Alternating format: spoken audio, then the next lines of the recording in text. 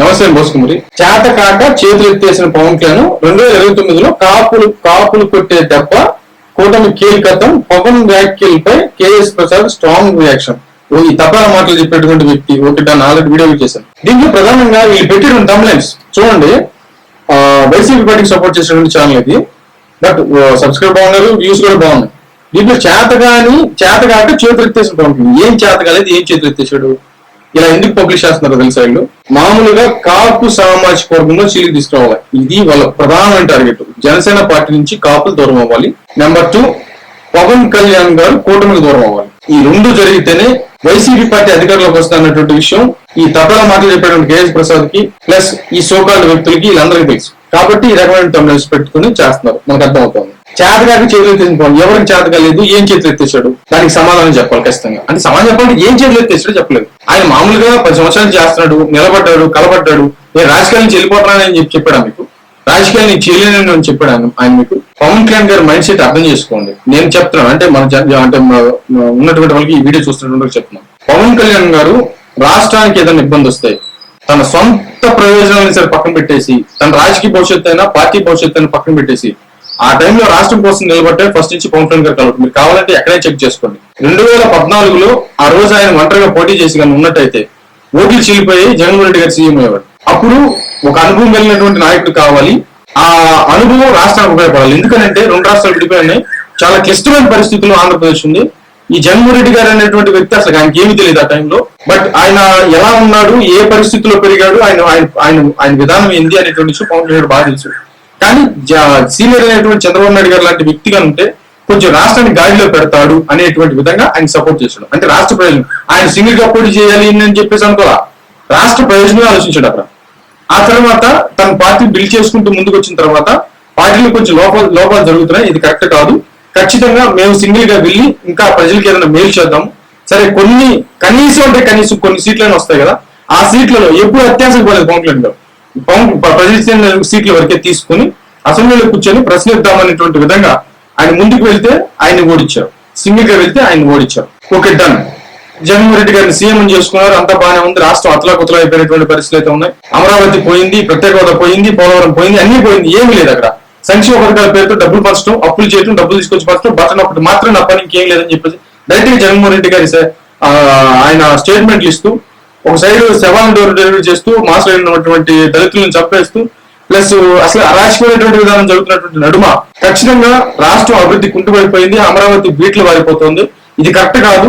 ఖచ్చితంగా మళ్ళీ రాష్ట్రం బాగుపడాలన్నటువంటి ఉద్దేశంతో తద్వారా జనసేన పార్టీ కూడా నిలబడాలన్న ఉద్దేశంతో అలయన్స్ లోకి వెళ్దాము అనేటువంటి విధంగా ఎప్పుడు అనుకున్నాడు. చంద్రబాబు నాయుడు గారిని అరెస్ట్ చేసినటువంటి వెంటనే చంద్రబాబు నాయుడు గారిని అరెస్ట్ చేశారు, పవన్ కళ్యాణ్ గారిని వేసారు, ఓట్లో అరెస్ట్ చేశారు. ప్లస్ అది కూడా నాయకులు ఆయన ముందు కళ్ళ ముందు ఈడ్చుకెళ్ళిపోయారు. మామూలు పరిపాలన చేయమన్నారా? ఇప్పుడు నాయకులు తీసుకెళ్లి జైల్లో పెట్టమన్నారా? దాన్ని నిరూపించే ప్రయత్నం ఏమైనా చేశారా? లేదు. ఇబ్బంది పెట్టే ప్రయత్నం కదా. ఎంత మంది లాఠీ దెబ్బలు జన సైనికులు అరుగుతున్నారు, ఎంత రక్తం గార్చారు ఆ రోజు. అదంతా పాపమే కదా. ఆ రోజు ఏమొచ్చింది? బట్ ఇక నేనే ఇంకెవరు ఉండకూడదు అనేటువంటి ధోరణి కదా, నియంత్రణతో ధోరణి కదా. ఈ ధోరణి రాష్ట్రానికి మంచిదా? అదే పర్యటనకు వెళ్తే చెట్లు కొట్టేయడం, పర్యటనకు వెళ్తే పరదాలు కట్టేయడం. అది పరదాలంటే కొన్ని పరిస్థితులు, అంటే ఒక సీఎం వస్తున్నారంటే అక్కడ ఏదైనా క్లైమేట్ లేకపోతే చుట్టుపక్కల ఏదైనా కరెక్ట్గా లేదు, ఏదైనా అటాక్ అవకాశం ఉంటుంది అనేటువంటి చోట పరదాలు కట్టు. ఈయన ప్రతి చోట పరదాలే కదా.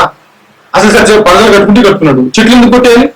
రోడ్లు వేలతో సహా పెగిలిచ్చేసి రోడ్లు పక్క చెట్లు కూడా కొట్టి పక్కన పడేసేంత పరిస్థితి. ఆ అమరావతి భూమి రాష్ట్రం కోసం భూములు ఇచ్చినటువంటి రైతులు జుట్టు పట్టుకుని ఇచ్చారా, కాళ్ళతో తన్నారా, కడుపుల్లో తన్నారా, ఎట్టగా వాళ్ళని ఎంతమంది చనిపోయారు. ఇంత దారుణమైనటువంటి పరిస్థితికి వచ్చింది అక్కడ. మరి మనం దాన్ని గమనించాలి కదండి. ఇంత భయంకరమైనటువంటి పరిస్థితులు జరుగుతుంటే పవన్ కళ్యాణ్ గారు తాను తగ్గించుకొని ఎలాగైనా సరే రాష్ట్ర ప్రయోజనాలు కావాలనేటువంటి కోణంలో ఈ కూటమితో జత కట్టి ముందుకు తీసుకెళ్లి ఢిల్లీ నుంచి ఢిల్లీ దాకా మొత్తం సెట్ చేసినటువంటి పరిస్థితులు అయితే ఉన్నాయి. అంటే రాష్ట్రానికి ఎప్పుడైనా ఏదైనా విఘాతం కలిగితే ఆయన ఒప్పుకోడు. అది చాలాసార్లు నిరూపితమైంది. ఇలా ఒకటే బాధ, పవన్ కళ్యాణ్ దెబ్బ కొట్టాలి. పవన్ కళ్యాణ్ దెబ్బ కొట్టాలంటే ఏం చేయాలి? కాపులను దూరం చేయాలి. అది మీ వల్ల కాదు రాబాయ్, నేను చెప్తాను ముందుగా. కాపులను దూరం చేయాలి. ఆ తర్వాత ఏం చేయాలి? మామూలుగా కోట నుంచి పవన్ కళ్యాణ్ గారు బయటకు పోవాలి. దీనికి ఏ చిన్న కూడా పెద్ద చేయాలి. ఎందుకు చేయాలంటే వైసీపీ పార్టీ అధికారంలో రావాలి, వైసీపీ అధికారంలో రావాలి, అమరావతి నాశనం అయిపోవాలి, అభివృద్ధి నాశనం అయిపోవాలి, ఒక ఇంటికి ఒక ఉద్యోగం రాకుండా ఉండాలి, ప్రజలు అష్ట కష్టాలు పడాలి. ఇక అదే. బట్ ఇంత డైరెక్ట్ చెప్తారంటే ఇక అదేలా ఉంది. ఫైనల్ గా చెప్పాలి అంటే ఒక ఇంట్లోకి ఒక పథకం వచ్చి ఆ నెలకో లేకపోతే ఆ కోటికో గడిచేదానికంటే శాశ్వతంగా ఉద్యోగం వచ్చి ఆ కుటుంబం బాగుపడటం కరెక్టా కాదా? కుటుంబం ఉంటేనేమో ఒక ఉద్యోగం వచ్చి ఆ కుటుంబం బాగుపడుతుంది, కానీ టైం పడుతుంది. మనం ఉద్యోగం సంపాదించాలంటే 10 సంవత్సరాలు చదవాలి, 10 సంవత్సరాల పైన చదవాలి. ఒక మంచి గవర్నమెంట్ జాబ్ కొట్టాలంటే అంతకంటే ఎక్కువ చదవాలి. కానీ కొన్ని సంవత్సరాలు కానీ ఉంచుకుంటే రాజధాని అయిపోతుంది. ఇక బ్రతికున్నంత కాలం ఆంధ్రుడికి దిగులే ఉండదు. మనకు ఉన్నటువంటి ప్రధానమైనటువంటి వనరులు ఎగుమతులు, ఎందుకంటే మనకు పోర్ట్ ఏరియా ఉంది, ప్లస్ మనకి మత్స్య సంపద ఒకటి, వ్యవసాయం, వీటి మీద మాత్రమే ఆధారపడి ముందుకు వెళ్తున్నటువంటి రాష్ట్రం ఉంది. వీటిల్లోనే టాప్ 5 లో టాప్ 10 లో మన రాష్ట్రం ఉంది. అదే మనకి ఐటీ కానీ, సాఫ్ట్వేర్ రంగాలు కానీ, పరిశ్రమలు ఇవన్నీ వచ్చి మన రాజధాని డెవలప్ చేసుకుంటే మన ఆంధ్రప్రదేశ్ ఎవరు పట్టలేడు. దాన్ని రాజకీయం కోసం బలి చేస్తున్నారు. ప్రతి ఒక్కరు బతికొచ్చి ఈ రోజు నీకు ఉద్యోగం కావాలి, నువ్వు ఇంజనీరింగ్ చేసి ఎక్కడికి వెళ్తావు? బెంగళూరు, హైదరాబాద్, చెన్నై వెళ్తావు. అమరావతి ఎందుకు వెళ్ళావు? మన రాజధాని దగ్గరికి వెళ్తాం కదా, మనం ఎందుకు వెళ్ళాలి వేరే రాష్ట్రాలకి? అది కదా ఇక్కడికి వచ్చాను. ఈ సున్నంతా అయింది మధ్యలో, ఒకసారి ఆలోచించుకోవాలి. ఇకపోతే 2009 కాపులు కొట్టే దెబ్బ, ఎవరు కొడతారు దెబ్బ? ఏం చేశారు కాపులు దెబ్బ కొడతారు. ఎవరు కొడతారు? కూటమి దెబ్బ కొడతారా? ఎందుకు కొడతారు? దేనికి కొడతారు? దానికి సమాధానం లేదు. కూటమి కేలికతం అంట. ఎందుకైతే కేలికతం? మామూలుగా నేను చెప్తున్నాను, సంక్షేమ పథకాలు ప్రభుత్వమే ఆధారపడేటువంటి వ్యక్తులు మినహాయిస్తే రాష్ట్రం బాగుపడాలని కోరుకున్నటువంటి అసంఖ్యాకమైనటువంటి వ్యక్తులు సపోర్ట్, వాళ్ళు సాటిస్ఫైగా ఉన్నారు, చాలా మంది సాటిస్ఫైగా ఉన్నారు. ఖచ్చితంగా కూటమికి సంబంధించిన పొరపాట్లు ఏమని అనట్లేదు, జరుగుతున్నాయి. ఎక్కడెక్కడ పొరపాట్లు జరుగుతున్నాయి. ఎమ్మెల్యేలు కొంతమంది ఎక్స్ట్రా చేస్తున్నారు, కొన్ని చోట్ల అవినీతి విధానాలు ఉన్నాయి, ఇవన్నీ ఉన్నాయి. కానీ దాన్ని పట్టించుకోవాలి, ముందు తీసుకెళ్ళడానికి ప్రయత్నం చేయాలి. లేకపోతే ఇన్ని సీట్లు అయితే రావు కదా. మరి ఏం చేస్తారు చూడాలి.